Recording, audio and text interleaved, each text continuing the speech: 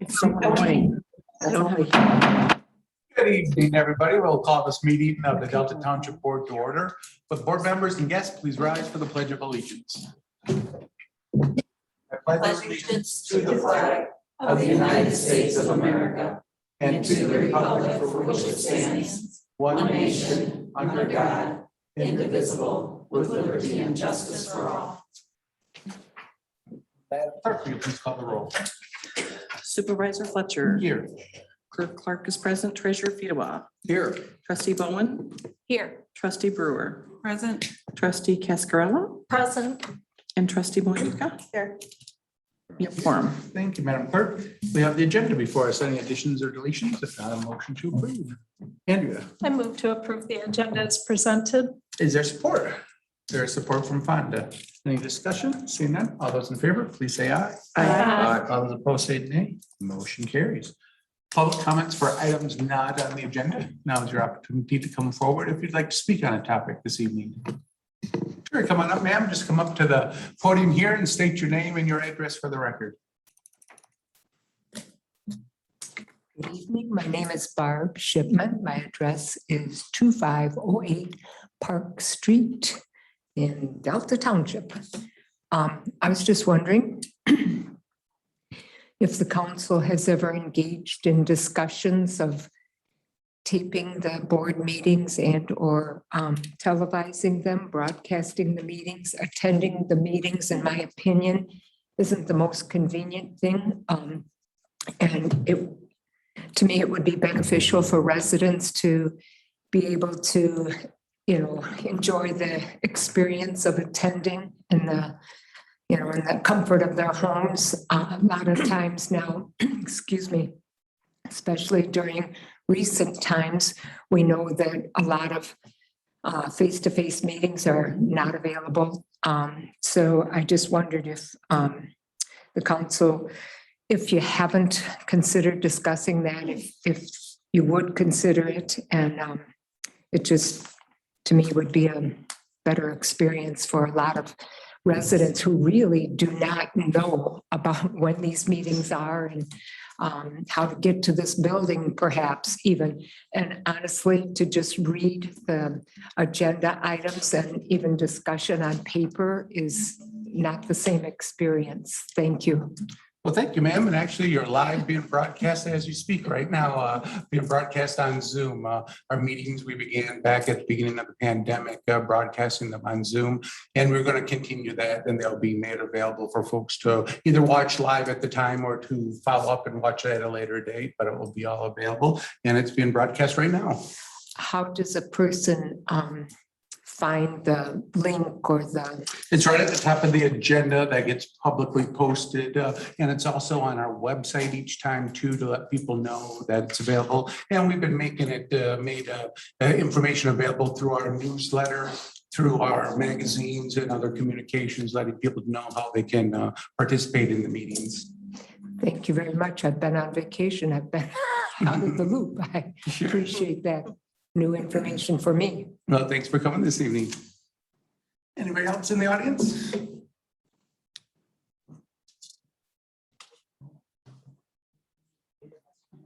Good evening, sir. Just state your name and address. Lyle Leatherbury, 533 Theo. Welcome, board members. Thanks for welcoming me. You'll probably want to boot me out here in a minute. Code officer, do we have code officers? We do, yes. Just one, two, how many? I know you allocated a couple positions. Yeah, we do. What's the code issues that you're concerned about? Well, we have two residents on Theo in a 500 block and a 600 block that run in business. I mean, semis pull up there, unload and unload. Why would that be? I mean, you can't have a business out of your house, right? Not zoned for business. Yep, unless they had a special land use permit and had approval. I don't believe so. One's a rental house and the other one is running an automotive repair business out of his house. Mhm. And well documented.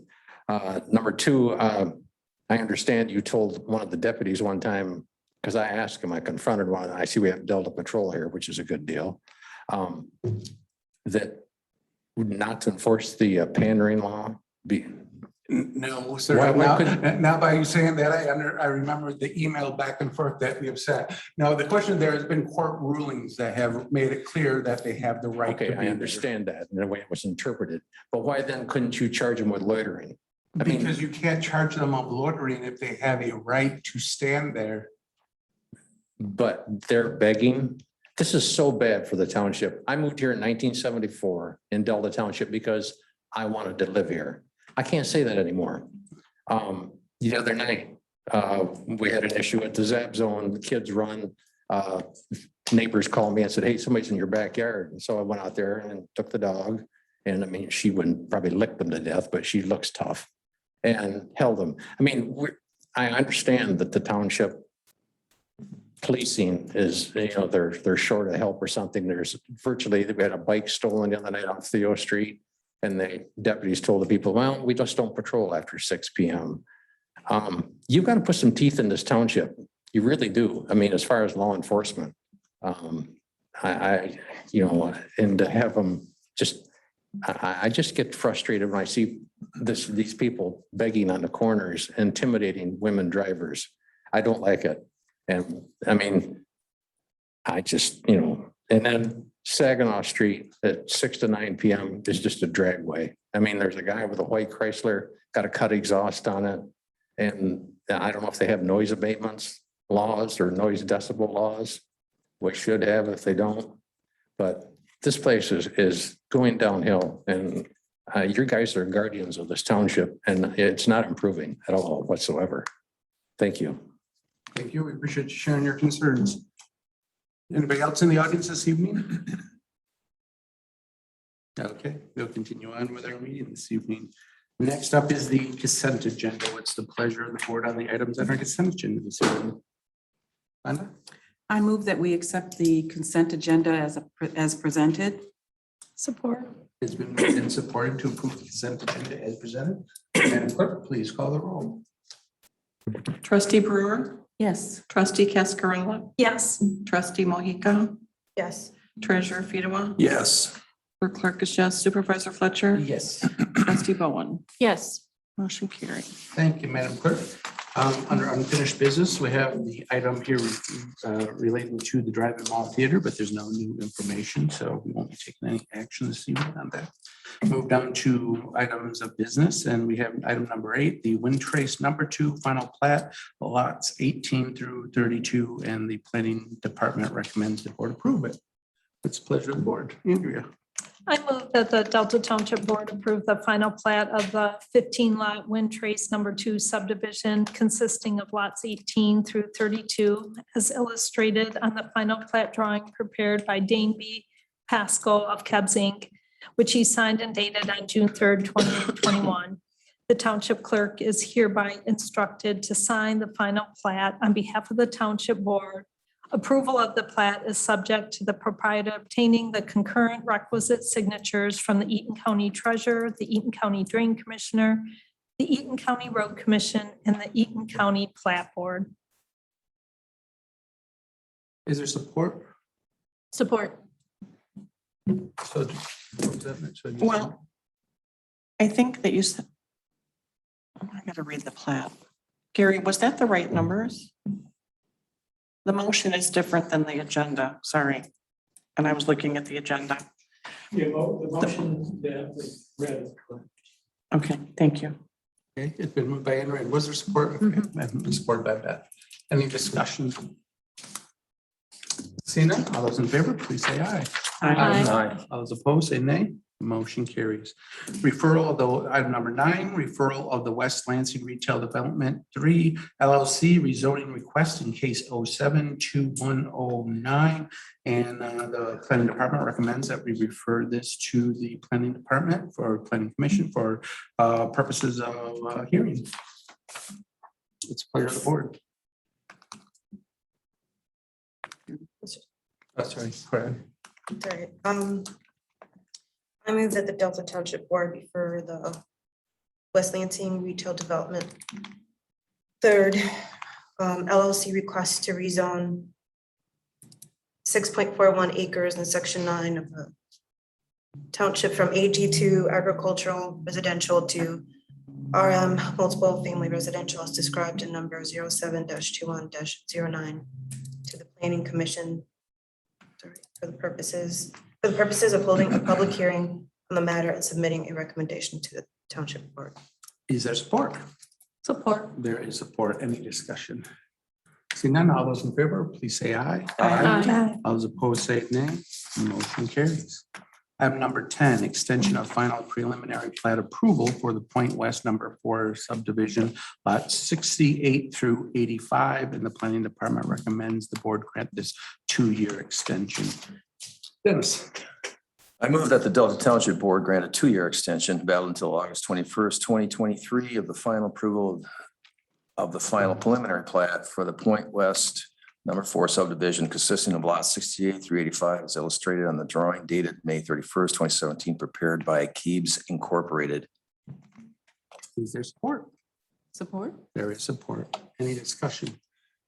Seeing none, all those in favor, please. Wait, something. Sure. So just as a matter of practice, Gary, we as traditionally will extend a 2-year extension, but it's not indefinite. Is that correct?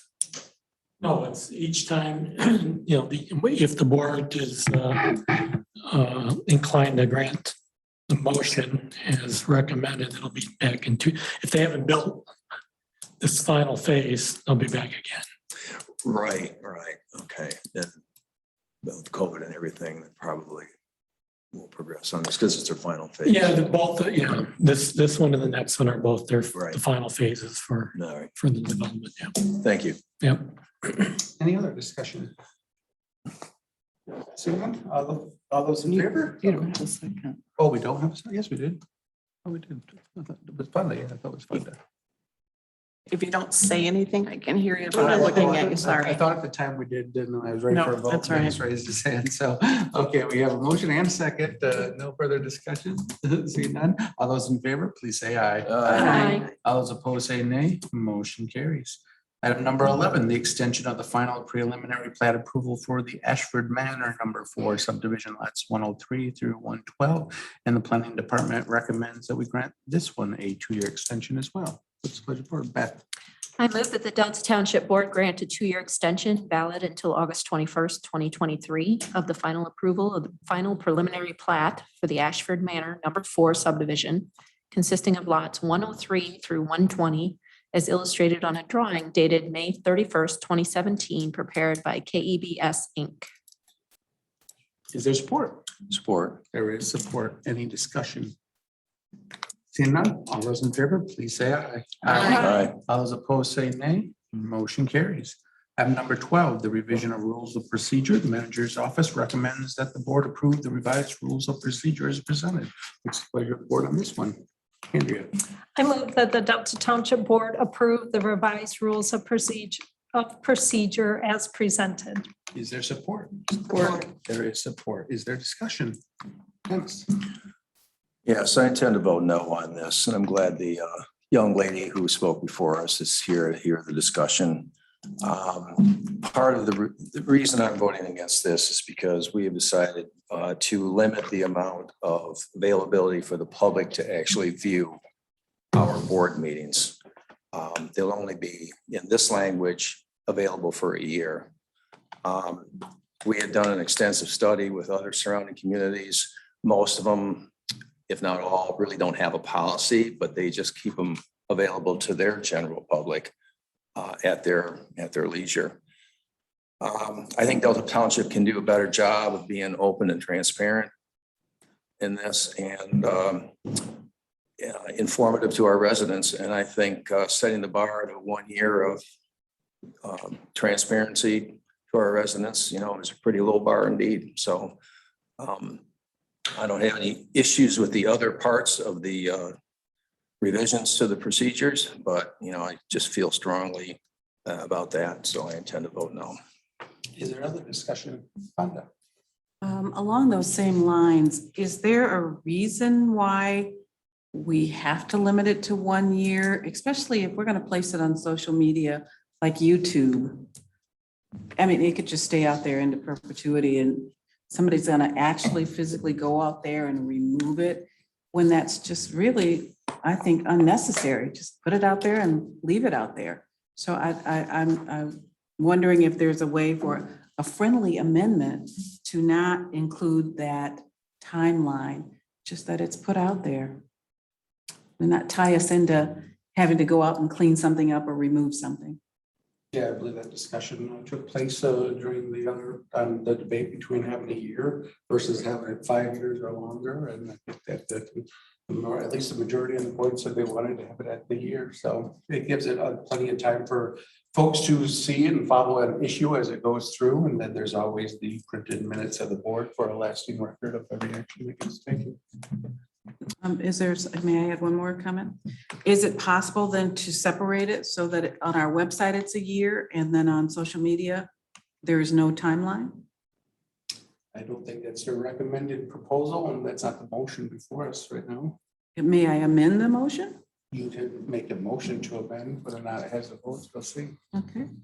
Well, I motion to amend section 8.2, if I may, to have a timeline for the website of 1 year and for social media platform and other platforms that there not be an end date. Is there support? Support. Sorry, I didn't want to, I probably was raising my hand a little soon. I just wanted to make a comment or have discussion on that. Sure, yeah. So- definitely. So you seconded that? Yes. Okay. Sorry about that. That's open for discussion on the proposed amendment to have it 1 year on our website and longer on various forms of social media. Okay, thank you.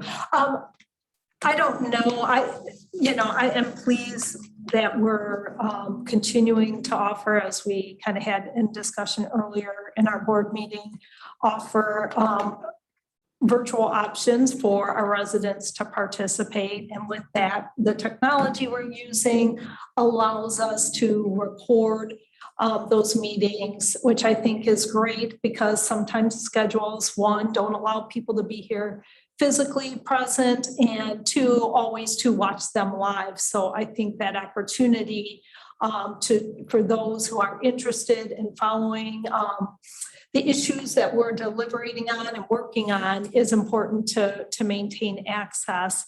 And I know during the pandemic, when we had to move and were required to move to kind of remote meetings and virtual meetings, there was participation, which was great to see people that normally don't participate do so. So I'm thrilled about all of that. I have not, while I've received feedback from residents, and I think a lot of people they've gotten a lot more comfortable with these virtual opportunities and really kind of depend on them in many circumstances. And I've heard from residents pleased about that and the direction we're going. I will say the one thing I haven't heard from residents is, and I'm glad, and I think it's appropriate to be offering recordings, but haven't heard specifics at all about needing those recordings or needing tape recordings available for a period of time, about no feedback that a year wasn't sufficient. I think a lot of folks are trying to stay current with issues and watching those, and obviously have that ability then to follow. It just seems to me that it's a really reasonable policy. I don't feel like we're being less than transparent by maintaining records for a year.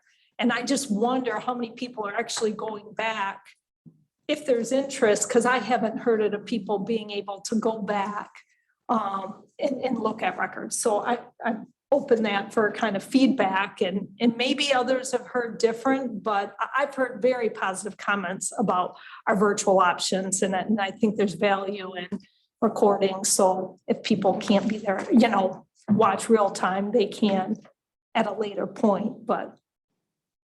Thank you, Andrea. Dennis? Well, I appreciate your comments, Trustee Coscarella, but I just remind everybody here is the reason why people haven't asked to go back is because they haven't existed until now. And that's what the precedent we're trying to establish.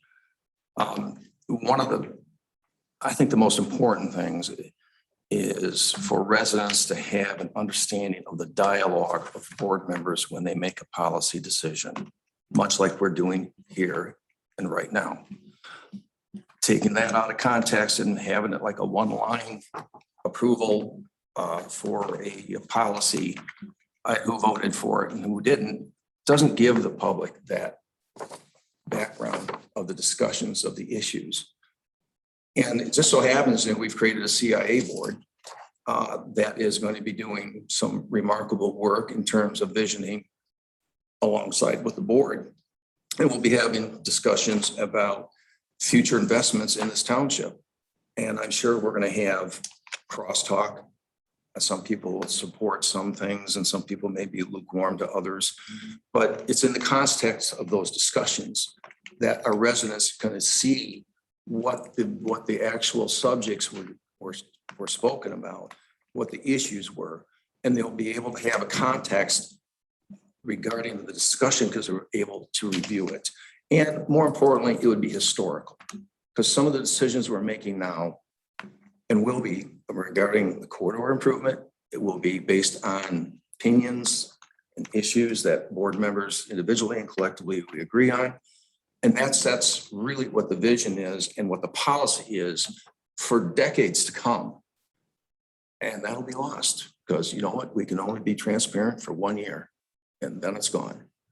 And so that's why I think, you know, when it comes to our discussions, they should just be available. Much smaller communities than us do it. So it's not an issue of technology or cost, but it's just, to me, it's just one of those principled values that I thought we all brought to the table when we wanted to serve. And that's why I support a longer time frame. Other discussion? Can, yeah, if I can just add on to what Andrea was saying, thank you for your comments. For me, I continue to look at this as really another great opportunity to be as transparent as we can be. And I also looked at or considered there is no effort, zero, to archive on social media. There is more effort to go and take it out. So I'm not, able to rationalize why we would want somebody to have to take time and put on a calendar or whatever to take something off. It serves no harm. I think it serves the greater good for us showing our community that we want to be transparent and we want to put it out there. We don't have anything to hide. We're doing great stuff here. And I'm proud of that. But to me, there's more effort to have to take something off than to just leave it out there. So I'm not understanding why it's a problem to leave it on social media. I can get the website. I understand that because we certainly don't want to utilize all the gigabytes or keybytes or some kind of these bytes that take up on a website and clog it up with that. But YouTube, Facebook, or wherever we're going to do it, there would be work to go and remove it. And that seems like a waste of time. We have busier things to do. Any other discussion? Okay, the motion is on the proposed amendment to make it 1 year on our website and leave it forever on social media. Social media, I guess, is being used. Madam Clerk, you want to call the roll? Trustee Brewer, Yes. trustee Bowen, Yes. trustee Cascarella, No. trustee Mohica, No. trustee Fido, or excuse me, treasurer Fido, Yes. clerk Clark is no, supervisor Fletcher. No. Motion fails. The motion fails. Now we have the original motion before us, which is to approve the policy as presented. Is there any additional discussion on that? Seeing none, I would just say that I think this is a great step forward. I agree with Andrea Cascarella that it's now available for everybody to watch and to see our meetings live. And it's going to be available so people can watch issues and see how the policy was developed over a period of time. And I think it's a great step forward from not having it at all to now having it available. Some like to make everything we do come across as a negative, but I think that this is a very positive step forward. And the record will be there forever. There's the written record and minutes of the board is the legal documents and the legal record of the actions of this board, which is out there forever. And the original proposal that people were throwing on was 5 years. So now we mentioned that, it won't be there for decades. It was never proposed to be there for decades. It was originally, the request was for 5 years. So I think this is a very positive thing and a very positive step forward. Madam Clerk, will you please call the roll? Trustee Cascarella, Yes. trustee Mohica, Yes. treasurer Fedora, I disagree with your comments, Supervisor Fletcher. is that a no? And that's a no. Clerk Clark, yes. Supervisor Fletcher, Yes. trustee Bowen, Yes. trustee Brewer, No. motion carries. Thank you, Madam Clerk. Manager's report. Brian, what do you have for us this evening? Thank you, Mr. Supervisor and board members. Just to let you know, the Lansing Delta Township plan, GM plan is still not running due to the chip shortage. So just to keep you in the loop on that, not sure when that will pick back up production. I'm happy to report that we will welcome our new assistant fire chief on August 16th will be his first day. His name is John Kaler. So he's had a pretty distinguished career with Wayne County Airport Authority Fire Department, and he's a paramedic, currently doing emergency management with the Henry Ford Health System. So he has a very diverse background. So we're happy to have him on board with the township. Also wanted to, I know I've put this out in a report. We are a finalist for the Michigan Municipal League Community of Excellence Award for the Waverly Pathway Project. We're one of 4 finalists. So we will be putting together a program for the Michigan Municipal League convention, which is September 22nd through the 24th. So if board members are interested in participating, either signing up for the conference to come to the conference, or we will likely be giving a presentation on that Wednesday, September 22nd to the Michigan Municipal League, all the attendees as a whole during the day. We'll have a table there during the conference, and then on the 24th, which is Friday, we'll find out if we are winners. So we have to put together a 7-minute program for that. I'll go ahead, Andrea. I just wanted to catch you before you move to the next item on your agenda. Unfortunately, I have to be out of town with work-related duties that week. Is it possible, do you know if they'll be able, and I realize I won't be registered for the conference, but is there a way to watch that virtually, the presentation and that? That I'm not sure. Okay. But we can check on If you that hear of for you. anything, Yeah, I'd sure. appreciate knowing so I can try and listen to that. Yeah. Thank you. Absolutely. Who will be staffing the table? That is yet to be determined. I imagine a mix of staff and board members are certainly welcome to be a part of that if you'd like to. So I wanted to make you aware of that.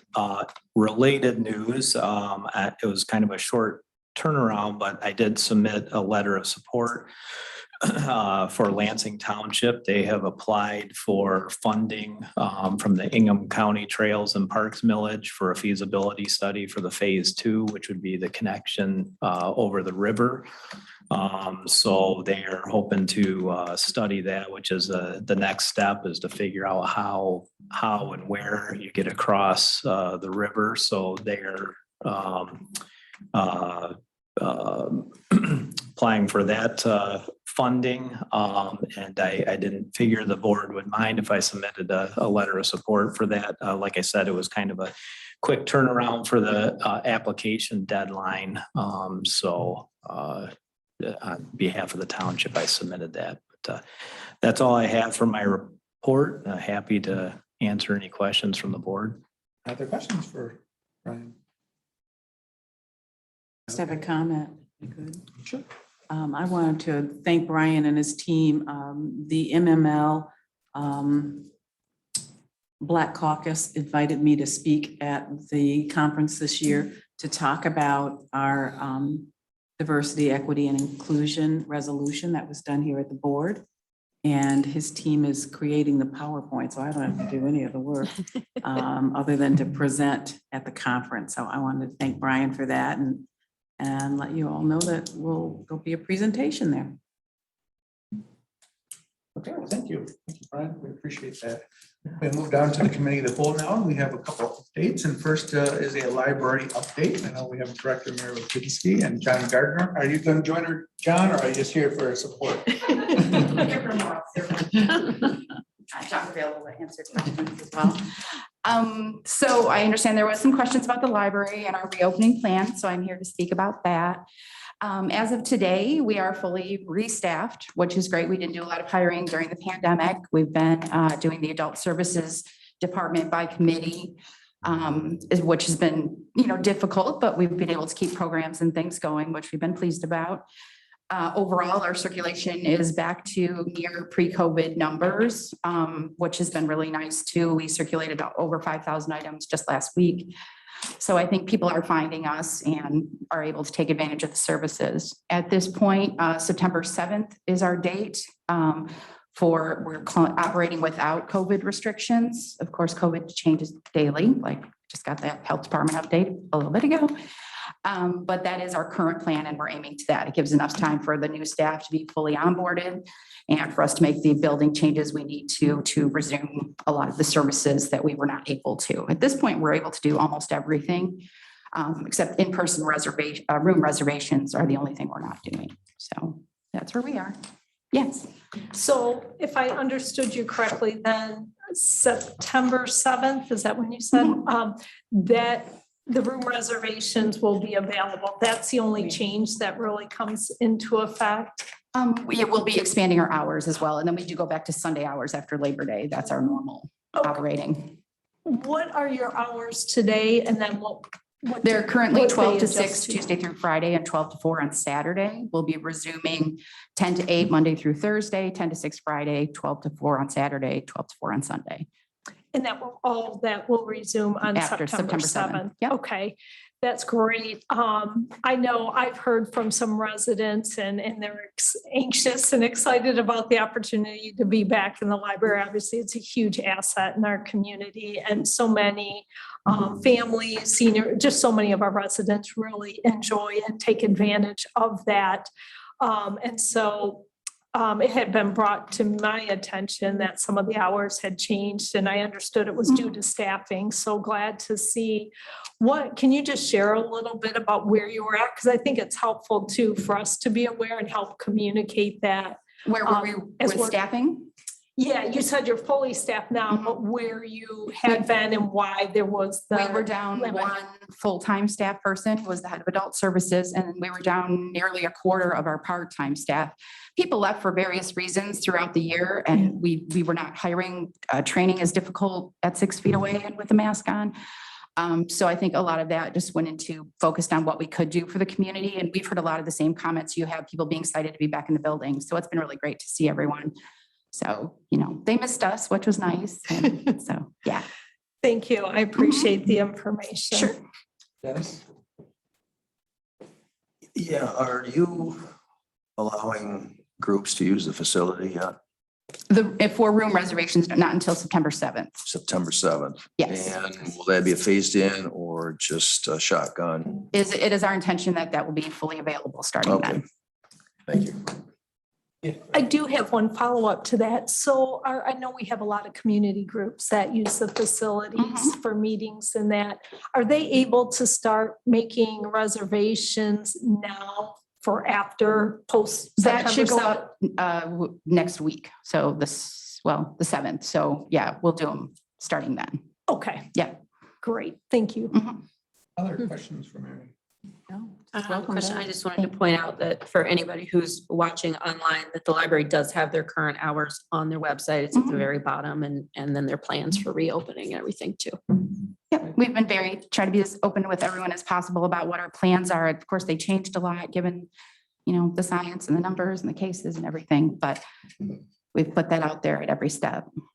Well, Mary, I'll echo what Trustee Coscarella said, in that the pandemic reinforced how popular the library is. I don't think I had one resident ask when the Township Hall building was going to reopen, but everybody was asking when the library was going to reopen. So Which is you're nice. more popular than Brian is. I'll take it.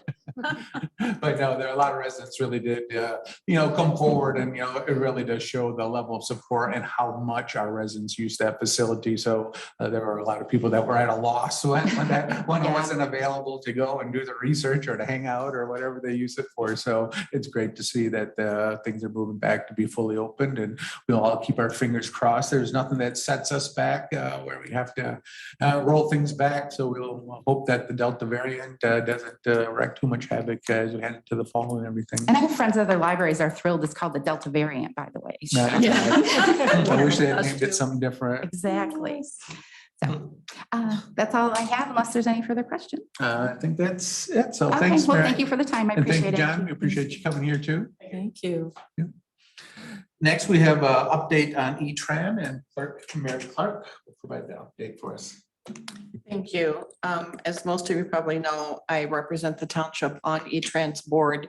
The board is made up of all of the major communities, all of the cities, and Delta Township, and then the northwest quadrant has a seat, and the County Board of Commissioners has a seat on the board. So in general, the past 18 months have been difficult on ridership, because the only ridership basically that was happening were the two schools that they have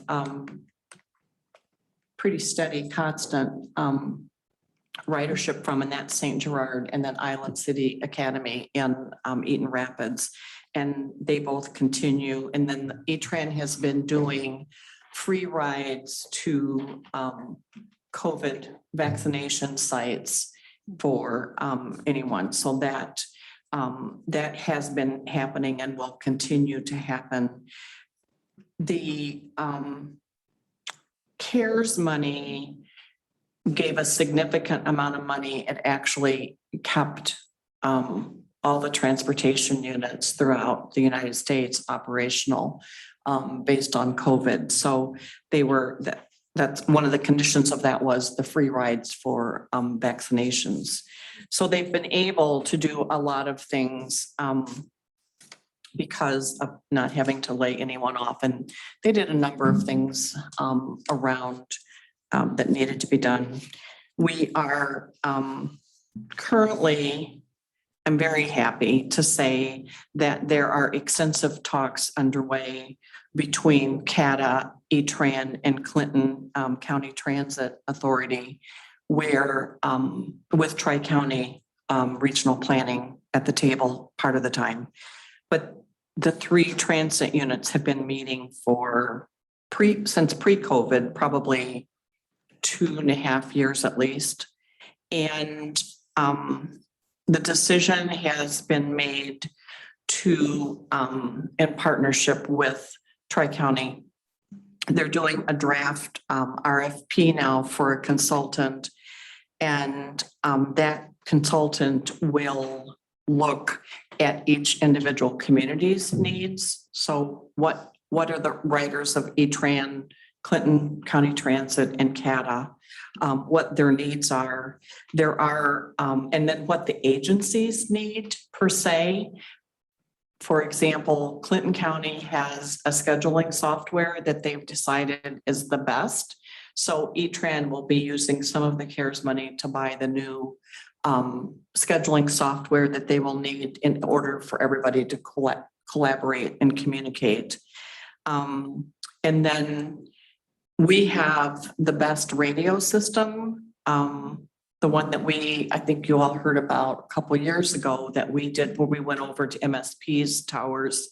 And so Clinton County Transit will be joining that radio system. So they're having to spend a little money to get into that. The software will be about $125,000 is what we anticipate. So it's not a small undertaking. The other part of this will be coordinating a mobility planning for a mobility coordinator. And their role would be to coordinate trips for all 3 counties. So there would be some fluidness if you have to go from county to county. They will also be responsible for doing site visits for all the employers in the 3 counties to identify what the employer needs are.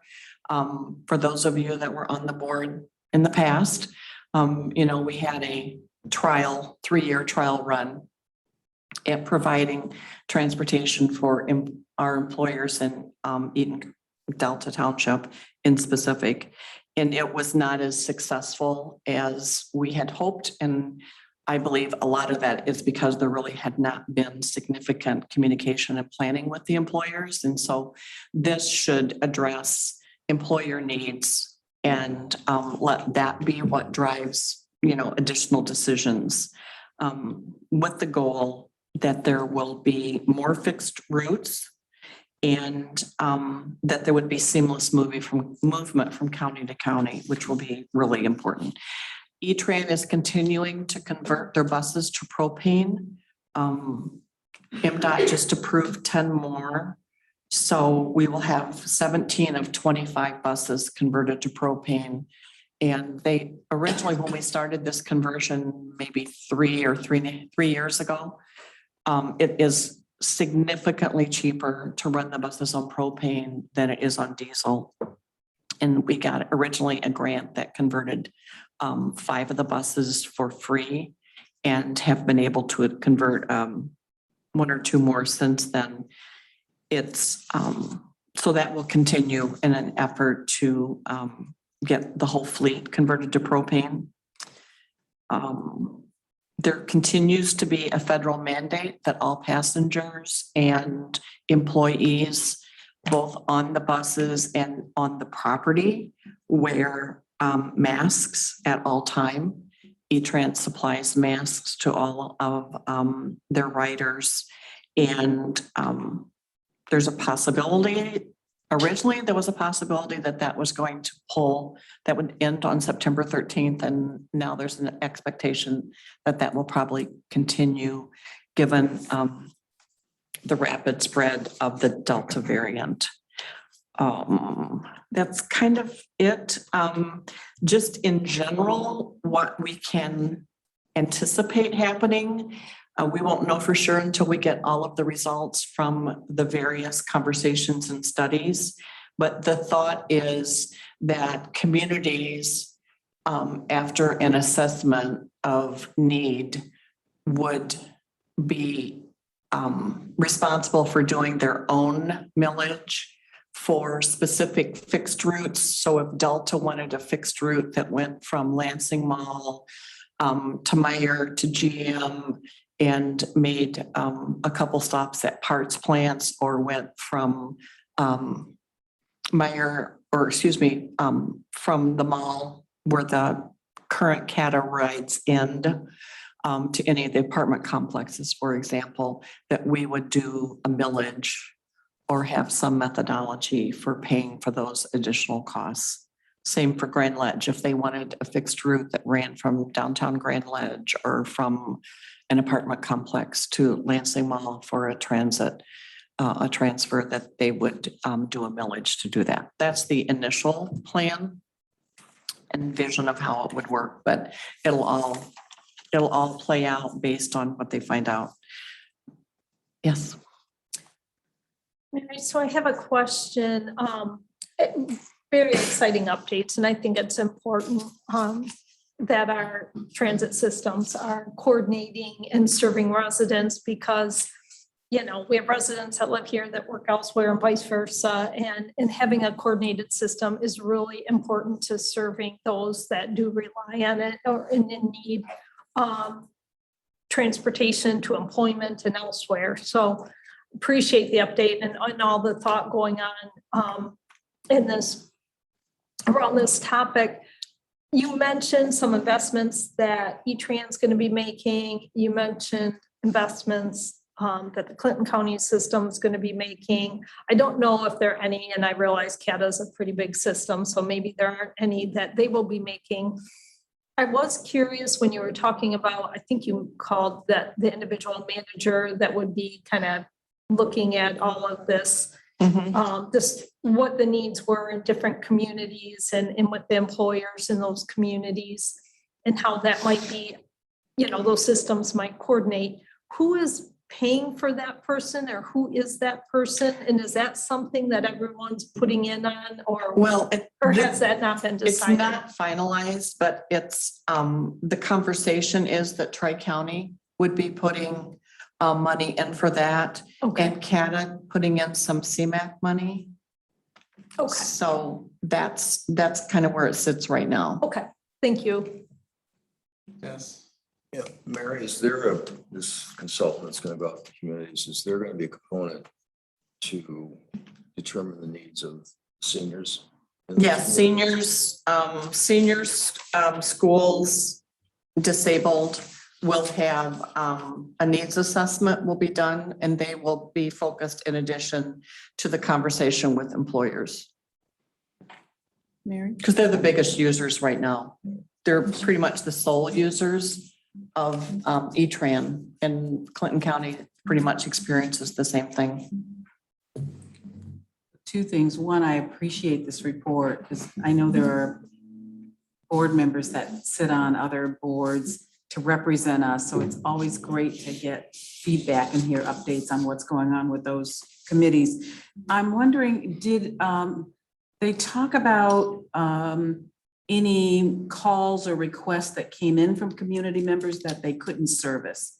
Meaning, like, is there a request to go to Mount Hope Park all the time and that's just not in the area, or that's something that they don't do? So do they have sort of a list of these might be potential areas? No, because E-Tran is a call for service. So it's a door-to-door service. So if someone wants to go to Mount Hope and they called, it would not be declined. They would pay their fare and go to Mount. Yeah, they service the whole area. I just didn't know if there was. They service all of Eaton County. Right. I just didn't know if there were any places or that would come up on the radar and that they said, no, we don't do that. But that could be something to be considered with a millage or something.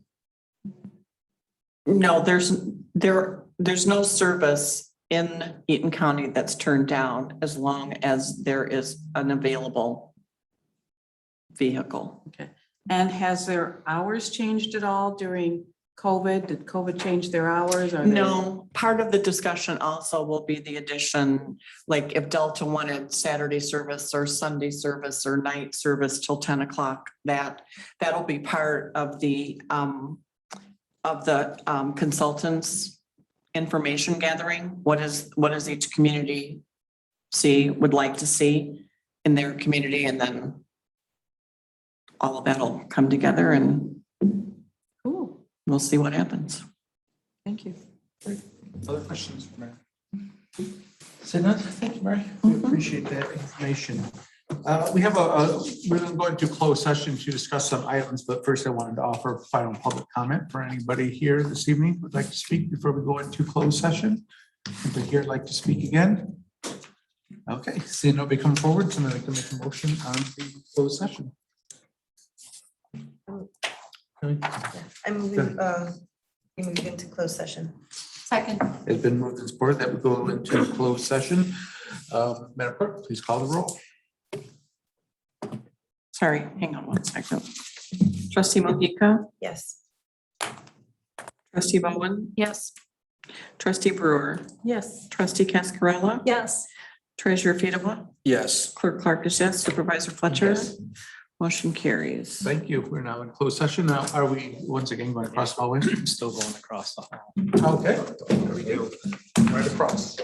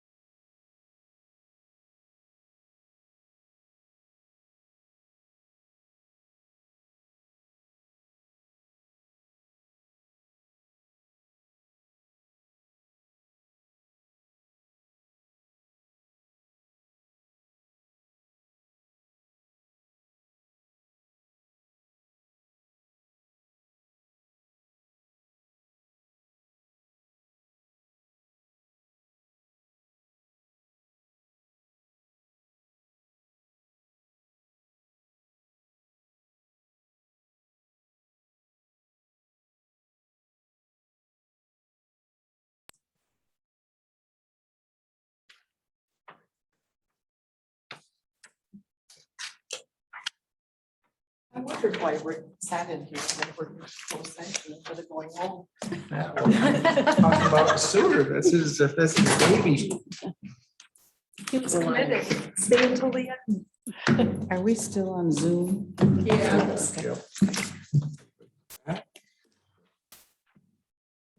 Okay, we'll return to open session here. Is there any additional comments from anybody on the board before we adjourn? Fonda? I do, thank you. I was just pulling it up. With the moratorium ending on evictions, there's help out there through MISTA. They're offering some sessions. One is Wednesday, August 18th from 5 to 6 p.m. And I can try to get that information to Brian. Maybe it's something we can put on our Facebook page, but they're going to help people with ways to work through that situation. Well, to that point, there are resources that have come down to the state through MISTA, but then there are agencies, including in Eaton County. We have our own that, and I'm drawing a blank on who was kind of appointed those resources to provide assistance with rent and that for those that may be behind due to COVID and to prevent being evicted. So whether it's a mortgage or rent, but there is assistance out there. So Can we put those on our Facebook page or something as resources? yeah. The township, I mean, I'm asking Brian or Ken if that's something, because the help is needed. Yeah, I know they've tried to get the word out because they have more dollars available than have been allocated thus far. There's still a lot of chatter on Nextdoor about people letting their dogs run off leash in our parks. And every time I see it, I advise them what the lieutenant advised me is that have them call the non-emergency line and report it as soon as they see it. I don't think anyone has been attacked yet, but there is concern about, other animals and children and adults being attacked, even by friendly dogs who don't know you or don't know someone. And so I just want to let the other board members know, if you see that, if someone says something to you, that was the lieutenant's suggestion. It has to be the county leash law is what they're being cited for. Yeah. Any other board comments? Seeing no further business before us, we are adjourned.